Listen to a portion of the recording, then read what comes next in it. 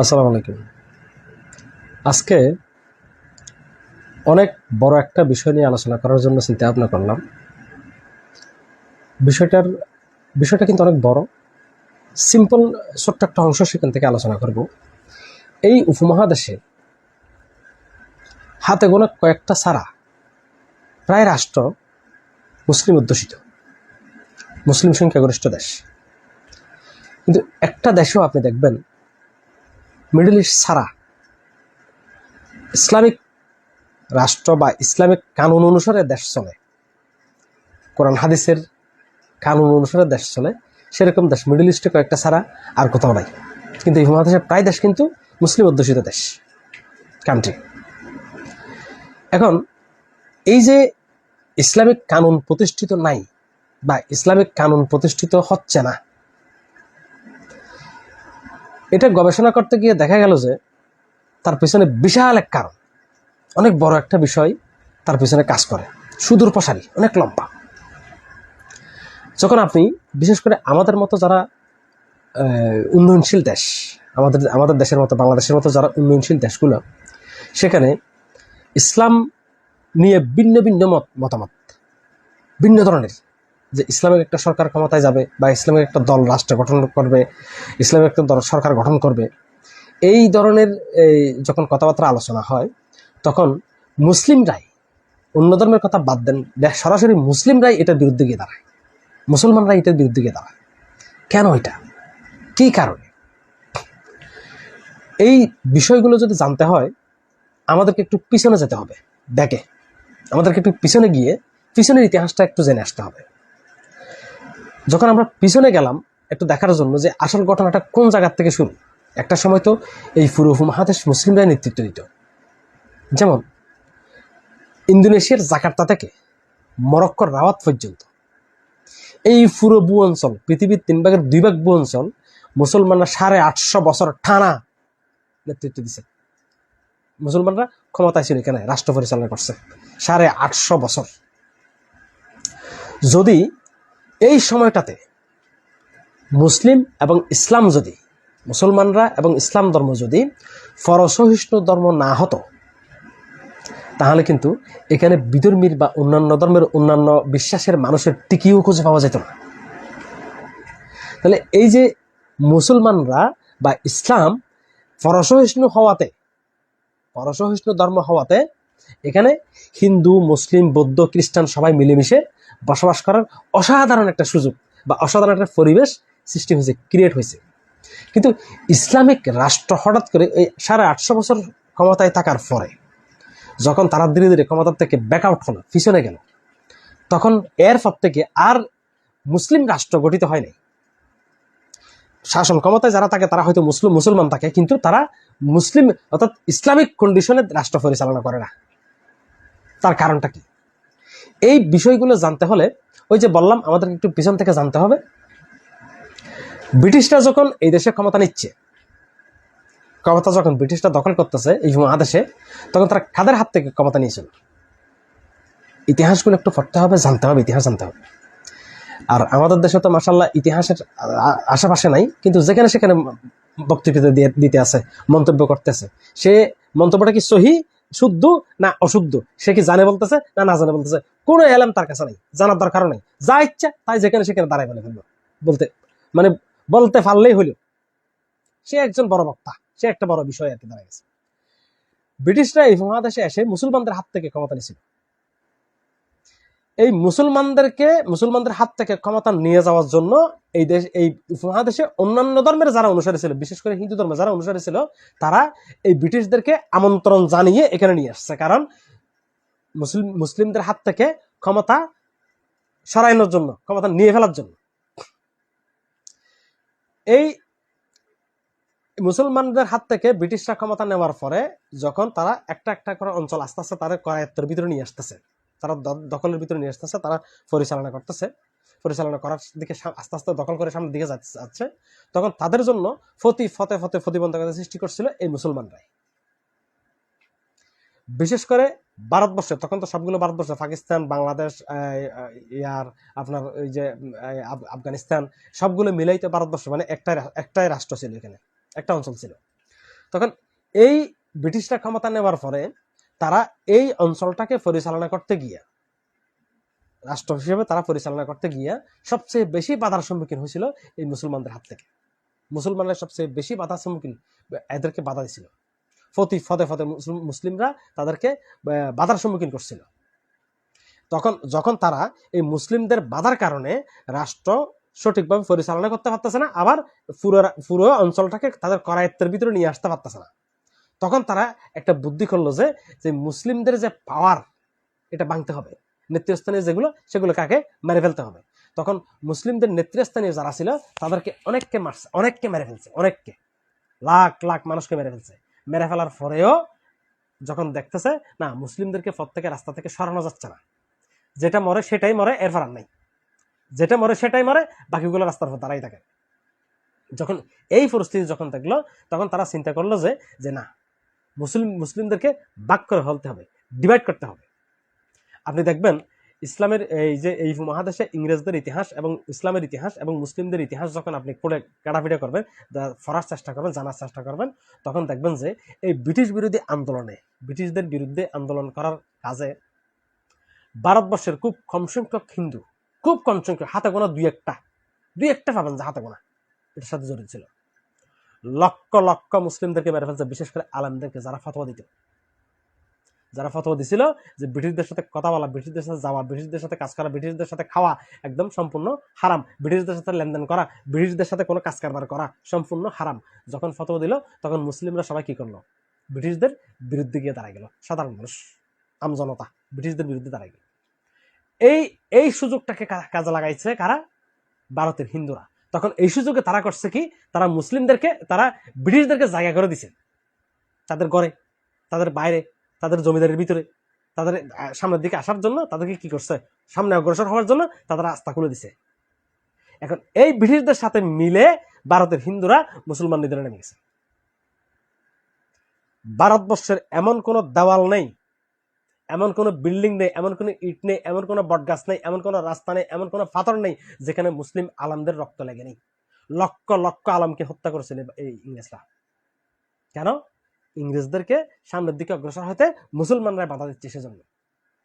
আর এখন বর্তমান ভারতবর্ষে ব্রিটিশ বিরোধী আন্দোলনের যে সমস্ত বড় বড় নেতাগুলোকে দেখায় যে এই ব্রিটিশ বিরোধী আন্দোলনের অমুক অবদান রাখছে, এই ব্রিটিশ বিরোধী আন্দোলনের অমুক অমুক অবদান রাখছে, এগুলো সব বাজে, সব বুয়া, সব বুটবাট। এই যে ক্ষুদিরাম আছে না, ক্ষুদিরামকে নিয়ে একটা গানও আছে সুন্দর। এই ক্ষুদিরাম এই ব্রিটিশের একজন বড় অফিসারের গাড়িতে বোম মারছিল। ব্রিটিশের অফিসার ওই গাড়িতে ছিলই না, ছিল দুটো অসহায় মহিলা। এই দুটো মহিলা মারা গেছে। এখন এই ক্ষুদিরামকে বানায় ফেলছে ব্রিটিশ বিরোধী আন্দোলনের সবচেয়ে বড় নেতা, মহৎ নেতা বানায় ফেলছে ব্রিটিশ বিরোধী আন্দোলন। এখন এই যে মুসলমানরা, সাধারণ মুসলমানরা আমাদের উপমহাদেশে, মুসলমানরা ইসলামের বিরুদ্ধে কেন, ইসলামের বিপক্ষে কেন? মানে ইসলামের বিপক্ষে মানে আমি ওই অর্থ বলতেছি যে একটা ইসলামিক রাষ্ট্র গঠন করা, বা ইসলামিক একটা দল ক্ষমতায় গিয়ে একটা ইসলামিক রাষ্ট্র গঠন করা, বা আল্লাহর কোরআন হাদিসের অনুসারে একটা দেশ পরিচালিত হওয়া, এটার বিরুদ্ধে কেন, এটার বিপক্ষে কেন মুসলমান? এই এই এই বিষয়টা হচ্ছে যে আমাদের দেশে বা আমাদের উপমহাদেশে বিশাল এক ইতিহাস। ইসলামের বিপক্ষে শত্রু যারা, মানে শক্তি যারা, এবং ইসলামের মুসলমানদের যে বিপক্ষ শক্তি যারা, তারা অত্যন্ত সুকৌশলে এই জিনিসগুলো ইতিহাসের ফরতে ফরতে এমনভাবে সৃষ্টি করে আসছে, এমনভাবে একটা হিস্ট্রি তৈরি করে আসছে, এমনভাবে মুসলিমদের, বিশেষ করে মুসলিমদের মস্তিষ্কের ভিতরে এমনভাবে একটা জিনিস ঢুকাইছে যে মুসলমানরা ক্ষমতায় যাওয়া মানে মারামারি, খাটাখাটি, রক্তারক্তি করা। এই জন্য কোনো অবস্থাতেই মুসলমানদেরকে ক্ষমতায় যেতে দেওয়া যাবে না। অর্থাৎ ইসলামিক সরকার, কোরআন এবং হাদিসের অনুসারে দেশ চলবে, কোরআন এবং হাদিসের কানুন অনুসারে দেশ চলবে, দেশ পরিচালিত হবে। সেরকম কোনো দলকে ভোট দেওয়া যাবে না, এবং সেরকম কোনো দলকে ক্ষমতায় যেতে দেওয়া যাবে না, রাষ্ট্র গঠন করতে দেওয়া যাবে না। এটা হচ্ছে যে তাদের সর্বশেষ ট্যাবলেট, এটা যেটা এই উপমহাদেশের মুসলিমদেরকে খাওয়াই দিছে, যেটা এখনো কাজ করতেছে মানুষের ভিতরে। তা না হলে এই যে যখন ইলেকশন হয়, যখন ইলেকশনে মানুষ যখন ভোট দিতে যায়, আমার ঘরে আমার একটা বাচ্চা আছে, বা একটা ছেলে একটা মেয়ে আছে, সকালবেলা তাদেরকে কোরআন পড়ানোর জন্য আমি মসজিদের মক্তবে নিয়ে যাই, নিয়ে গিয়া মসজিদের হুজুরকে বলি যে আমার ছেলেটাকে কোরআন পড়ান, বা আরবির যে প্রথম শব্দগুলো আলিফ বা তা এই ধরনের শব্দগুলো প্রথম যে প্রাথমিক যে লিসনটা শিক্ষাটা সেটা আমি একজন হুজুরকে দিছি আমার ছেলেকে করার জন্য বা আমার মেয়েকে পড়ানোর জন্য। আমি আমার ঘরে যখন একটা ফাতিহা দিই, আমি আমার ঘরে যারা সদস্য আছে অথবা যারা মেহমান আসছে তাদের প্লেটে কোনো খাবার দিই না যতক্ষণ পর্যন্ত হুজুর এসে ফাতিহা দিয়ে এটা করে না দিবে, প্রস্তুত করে না দিবে, ততক্ষণ দিবে। প্রয়োজন আধা ঘন্টা 1 ঘন্টা দেরি হবে, সবাই বসে থাকবে, ওই হুজুর আসলেই এটা রেডি হবে, খাবে। তখন এই যে হুজুরের প্রতি, ইসলামের প্রতি, আল্লাহ এবং আল্লাহ রসুলের প্রতি যে মানুষের একটা মহাব্বত, ভালোবাসা, এই যে একটা আন্তরিকতা, যখন ভোট কেন্দ্রে যায় তখন কিন্তু এটা থাকে না। যখন ভোটের প্রশ্ন আসে, ওই হুজুরটা না আসলে আমি আমার ঘরের মেহমান এবং মানুষদেরকে বসায় রাখছি না খাওয়াইয়া, যে হুজুর আসলে ফাতে দিলে তারপর খাওয়াবো। তাহলে এই হুজুরটা যখন ভোটে দাঁড়াইছে, হুজুরটা যখন আমার কাছে ভোট চাইছে, আমি তখন ভোট কেন্দ্রে গিয়ে হুজুরটাকে ভোট দিই, ওই হুজুরকে ভোট দিই। আমি ভোট দিছি কারে? এই হুজুরকে ভোট দিই কি কারণে? যে সে আল্লাহ এবং আল্লাহ রসুলের যে হুকুমত সেটা দুনিয়ার উপরে প্রতিষ্ঠিত করবে, আল্লাহ এবং আল্লাহ রসুলের সিস্টেম অনুসারে দেশটা পরিচালনা করবে, কানুন অনুসারে দেশটা, কোরআন হাদিসের কানুন অনুসারে দেশটা পরিচালনা করবে, এই কথা সে বলছে। সেটাই আমার দামাগের মধ্যে, কাঠার মধ্যে বিদ্ধ হয়ে আছে। আমি সেই সুযোগটা হুজুরকে দিব না। হুজুর তো এটা পারবে না। পারবে কে? যে তার বাপদাদা 14 পুরুষের মানুষের তৈরি মতামতকে সমাজে প্রতিষ্ঠিত করবে, রাষ্ট্রে প্রতিষ্ঠিত করবে। আমি ভোটটা তারই দিছি। যখন 12 রবিউল আউয়াল আসছে, সবে কদর আসছে, সবে বরাত আসছে, ঈদ আসছে, বা অন্যান্য আমাদের মুসলিমদের যে অন্যান্য যে আচার অনুষ্ঠানগুলো আছে সেগুলো যখন আসছে, তখন দেখলাম যে বাজারে মুরগির বংশ রাখে নাই, সবাই এখানে জবাই করে খেয়ে ফেলছে। গরুর বংশ রাখে নাই, সব মসজিদে জবাই করে বিরিয়ানি রান্না করে মেশিনে খাওয়াইতেছে। মহাব্বত, ভালোবাসা উঠতে পড়তেছে। যখন নির্বাচন আসছে, ভোট দেওয়ার যখন প্রশ্ন আসছে, তখন কিন্তু আর ইসলামিক দলকে ভোট দেওয়া যায় না। একটা ইসলামিক দল খারাপ, আমি সেটাকে ভোট দেবো না, কিন্তু আরেকটা তো আছে, আরেকটা দল তো আছে, আরেকটা দল আসছে, সেটাকে ভোট দিব। তাহলে মুসলিমরা যদি সবাই মিলে একটা মুসলিমকে বা একটা আলেমকে যা কোরআন এবং হাদিসের অনুসারে দেশটা চালাবে, তাকে সে যখন বলতেছে তারা যদি ভোটটা দিই, তাহলে এই দেশটা ইসলামিক কন্ডিশনে পরিচালিত হয় না, ইসলামিক দল একটা ক্ষমতা আসে না। কিন্তু না, সেটা আমরা করতে দিব না। কেন করতে দিব না? কারণ সেই ছোট্টবেলা থেকে আমাদের মস্তিষ্কের মধ্যে একটা জিনিস অদ্ভুত সুন্দরভাবে কন্ডিশনালি ঢুকানো হয়েছে যে মুসলিমরা ক্ষমতায় আসা যাবে না কোনোভাবে। কারণ যে 850 বছর যে মুসলিমরা এই উপমহাদেশ শাসন করছিল, তাদেরকে ক্ষমতা থেকে সরানোর জন্য অনেক কাঠখড় ফোরাইতে হয়েছে। এই কারণেই মুসলিমদেরকে ক্ষমতায় আসতে দেওয়া যাবে না। যখনই কোনো ইসলামিক দল সামনের দিকে অগ্রসর হয়, তখন তার পিছনে বড় বড় ট্যাগ লাগানো হয়। কেউ স্বাধীনতা বিরোধী, কেউ দেশ বিরোধী, কেউ বিশৃঙ্খলা সৃষ্টিকারী, কেউ ওই যে জঙ্গি, এই ধরনের ট্যাগ লাগাই দিয়ে তাদেরকে ব্যাকআউট করা হয়, মানে পিছনে ফেলে দেওয়া হয়। এটা কিন্তু আজকের জিনিস না, এটা দীর্ঘ সময় থেকে আমাদের মস্তিষ্কের মধ্যে ধীরে ধীরে ঢুকানো হয়েছে। এবং এই যে ইসলামের বিরুদ্ধে এবং মুসলিমদের যে বিরুদ্ধে যে শক্তিটা, এই শক্তিটা কিন্তু অত্যন্ত সুকৌশলী এই কাজটা করে। সেজন্য আমরা দেখবেন যে ভোট কেন্দ্রে গেলে আমাদের হাত কাঁপে না। আমি মুসলমান, আমার হাত কে দিছে? আল্লাহ। আমার জ্ঞান কে দিছে? আল্লাহ দিছে। আমার চোখ দেখার শক্তি আল্লাহ দিছে, নাক ঘ্রাণ সুখার শক্তি আল্লাহ দিছে, মুখ কথা বলার শক্তি আল্লাহ দিছে, চিন্তা ভাবনা করার মতো যে দামাগ সেটা কে দিছে? সেটাও আল্লাহ দিছে। তাহলে আল্লাহটা খরচ করে আমি এই দুনিয়ার বুকের উপরে যে মানুষের তৈরি মতামত প্রতিষ্ঠার জন্য আমি ম্যান্ডেটটা দিয়ে আসছি, আল্লাহটা প্রতিষ্ঠা করার জন্য দিই নাই। খরচ করছে কাজ জিনিস, আল্লাহর জিনিস খরচ করে আসছি। যে খেয়ালটা, যে মানসিকতা, যে বুদ্ধি আমি খরচ করে আসছি, সেটা আল্লাহ দিয়াটা খরচ করে আসছি। যে কোথায়? মানুষের তৈরি মতবাদ প্রতিষ্ঠা করার জন্য, আল্লাহর তৈরি মতবাদ প্রতিষ্ঠা করার জন্য আমি চেষ্টা করি নাই, বা ওদিকে আমার খেয়ালও ছিল না। কারণ এই জিনিসটা কিন্তু একদিনে হয় নাই। এই যে তার ভিতরে একটা ডর আসে নাই, ম্যান্ডেটটা দেওয়ার সময় তার ভিতরে হাত কাঁপার কথা তার, যে আমি আল্লাহর দিয়ে হাত দিয়ে কারে ভোট দিচ্ছি? কেন? মানুষের মতবাদ প্রতিষ্ঠা করার জন্য, মানুষের তৈরি মতবাদ প্রতিষ্ঠা করার জন্য আমি ভোটটা দিব। যখন এই সমস্ত কথাবার্তাগুলো যখন দেখবেন বাজারে বসে, চায়ের দোকানে বসে, সমাজের যে কোনো উচ্চ শ্রেণীর লোকের বা নিম্ন শ্রেণীর লোকের বা কয়েকজন মিলে যখন আলোচনা করে, তখন দেখবো যে অমুক ইসলামিক দল যেটা আছে, আরে না এটা খারাপ, এটা রাজাকার ছিল এক সময়, এটা দেশ বিরোধী ছিল এক সময়, ওইটা হয়তো এত ক্ষমতা নাই, এ পারবে না, এর যোগ্যতা নেই, এদের তো যোগ্য লোক নেই। আর ওর আরেকটা মুসলিম দল আছে, ওই সিটিং এরা বাটপারি করে হাঁটি মানুষের সাথে, এই ধরনের কথাবার্তা ইসলামিক দল নিয়ে। যখন ওই অন্য দলগুলোর কথা আসে, যারা বর্তমানে আমরা যাদেরকে ভোট দিয়ে ক্ষমতায় পাঠাচ্ছি, বারবার একটা পর একটা ক্ষমতায় পাঠাচ্ছি, এদের যখন আসে, ওই এদের বিশাল অভিজ্ঞতা, এরা বিশাল বুঝে, বিশাল জানে, হতে এদের প্রচুর লোক আছে, এদের যোগ্য লোক, সব যোগ্য লোক হতে এদের দলের ভিতরে। তো করছে কি, আমি যখন ম্যান্ডেট দিয়ে ভোট দিয়ে ক্ষমতায় দিছি, সে সংসদ ভবনে গিয়ে কি করছে, সে সংসদ ভবনে গিয়া সর্বপ্রথম যে কাজটা করছে সেটা হচ্ছে যে সে তার ছেলে মেয়ে যা আছে, আত্মীয় যা আছে, সবাইকে লাইন ধরে দিছে। ছেলে মেয়েকে বিদেশে পাঠা দিচ্ছে লেখাপড়ার জন্য, ইউরোপ আমেরিকাতে পাঠা দিচ্ছে লেখাপড়ার জন্য। আগে গাড়ি একটা ছিল, এখন 6টা হয়েছে গাড়ি। আগে বিল্ডিং একটা ছিল, এখন 6টা হয়েছে তার বিল্ডিং। সে কাজ করছে এটাই। আমার জন্য কি করছে, আমি 40 টাকা চিনি 150 টাকা দিয়ে কিনে খাবো, 30 টাকার পেঁয়াজ 150 টাকা দিয়ে কিনে খাবো, 80 টাকার মুরগির মাংস 180 টাকা দিয়ে, 200 টাকা দিয়ে, 210 টাকা দিয়ে কিনে খাবো। এটা হচ্ছে আমার শাস্তি। কারণ আমি চিন্তা করার সময়, আমি ভোটটা ম্যান্ডেটটা দেওয়ার সময় এমন লোককে দিতে পারি নাই যার ভিতরে আল্লাহ এবং আল্লাহ রসুলের ডর আছে, তারা দিতে পারি নাই।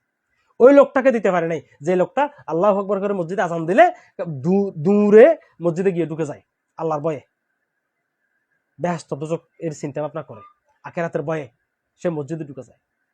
আমি তারে ভোটটা দিতে পারিনি, কারণ সে পারবে না, তত যোগ্যতা নেই, সে দেশ চালাইতে পারবে না।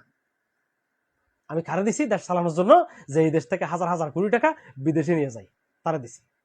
একটা কথা সোজা বাংলা হিসাব করে একটু চিন্তা ভাবনা করে দেখেন তো, 47-এ যখন দেশ ভাগ করছে, তখন আমাদের দেশ এই পাকিস্তান, পশ্চিম পাকিস্তান, পূর্ব পাকিস্তান, ভারতবর্ষ, 47-এর আগে দেশ ভাগ হওয়ার আগে তো এগুলো একটা রাজ্য ছিল, পুরো একটাই ছিল, একটা রাজ্য। তাহলে 47-এ ভাগ হলো কি পাকিস্তান এবং ভারত, পাকিস্তান এবং ইন্ডিয়া ভাগ হলো। তাহলে আমাদের 3 দিকে ভারতের সীমানা, অর্থাৎ বাংলাদেশ ভারতের সাথে 3 দিক দিয়ে বাজানো। পাকিস্তানের অংশ, পাকিস্তানের সাথে আমাদের সাথে কোনো কি নেই, নাই, সীমানা পর্যন্ত নাই, মাঝখানে একটা বিশাল সমুদ্র।